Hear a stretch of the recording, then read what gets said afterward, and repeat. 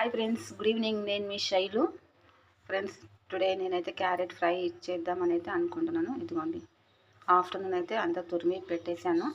And ఇక్కడ onion కూడా cut చేసి పెట్టుకున్నాను. ఇక్కడ కడాయి అయితే పెట్టుకున్నాను, హీట్ ఎక్కుతుంది. అండ్ మొన్న రీసెంట్గా నేనైతే హాస్పిటల్లో అడ్మిట్ అయ్యాను. మీరు చూసే ఉంటారు నా షార్ట్ వీడియోలో. ఓకేనా, డాక్టర్ అయితే చెప్పాడు హెల్తీ ఫుడ్ తినమని.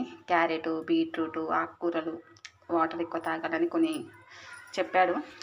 సో నాకైతే క్యారెట్ మామూలుగా తినడం ఇష్టం ఉండదు, బట్ ఇట్లా తురిమి ఫ్రై చేసుకొని అయితే తినడం అయితే ఇష్టం. ఇలా తింటున్నాను.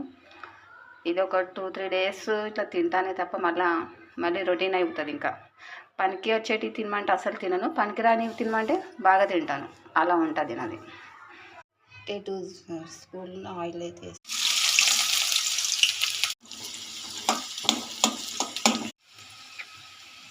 పసుపు మగ్గనివ్వాలి. పెట్టుకున్న క్యారెట్ని అయితే ఇందులో వేసేసేయాలి. ఇంకా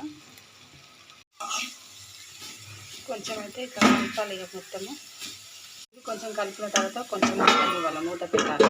కారం అయితే వేసుకోవాలి, రుచికి సరిపడా సాల్ట్.